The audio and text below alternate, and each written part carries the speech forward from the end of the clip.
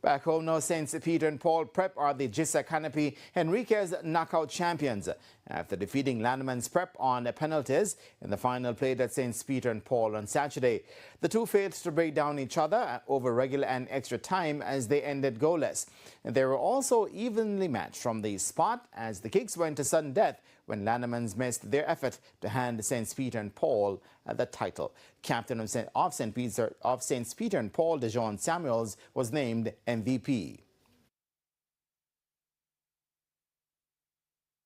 Leading the way up to the finals, I had to do a lot of work running back, defending, attacking, like a lot of work. It was a beautiful game, you know. The team, Lalaman was a very good team, you know. Never estimate them, but, you know, they are the mighty Saints, you know what I mean? The boys go out, showcase their talent, show that they really need this Henriques more than Lalamans. Well, we lost in the finals of this cup last year and come this year again and lost in the penalty shootout. But, you know, I believe all in all, you know, it's a good season and, you know, credit to our youngsters.